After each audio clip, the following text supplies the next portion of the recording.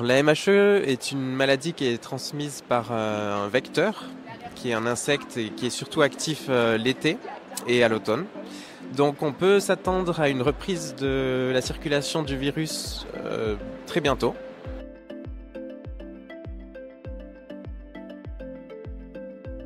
La MHE est surtout présente dans le quart sud-ouest, donc une région qui va à peu près des Pyrénées jusqu'aux frontières du Limousin et les contreforts du Massif central, que sont le département du Cantal et de la Lozère.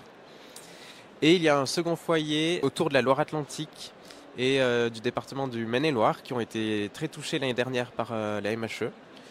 Autour de ces deux zones, on trouve des foyers de MHE plus petits, de manière un petit peu plus éparse.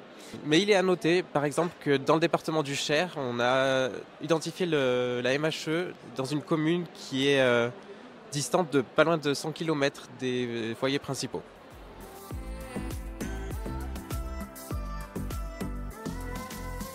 Si on regarde l'évolution qu'a eu la MHE l'année dernière, la progression, je dirais, sur le territoire a été relativement faible par rapport à ce qu'on aurait pu attendre, à savoir qu'elle a progressé de 100 ou 150 km par rapport à l'année précédente.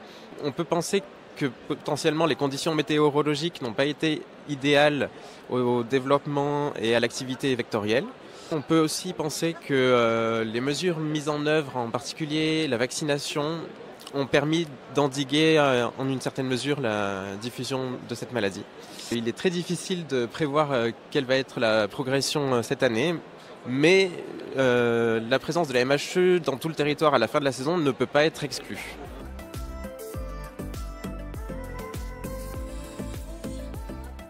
Comme c'est une maladie vectorielle, il faut forcément la relier à l'activité du vecteur, qui est lui-même dépendant des conditions météorologiques, donc en particulier de l'humidité, de la température, mais aussi des conditions de vent qui lui permettent de se déplacer sur de grandes distances.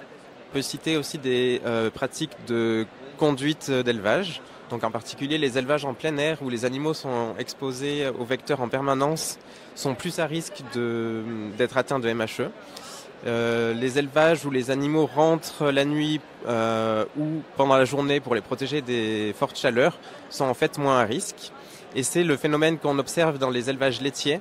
Et donc c'est une des explications qu'on donne pour expliquer pourquoi les élevages laitiers sont moins touchés que les élevages allaitants.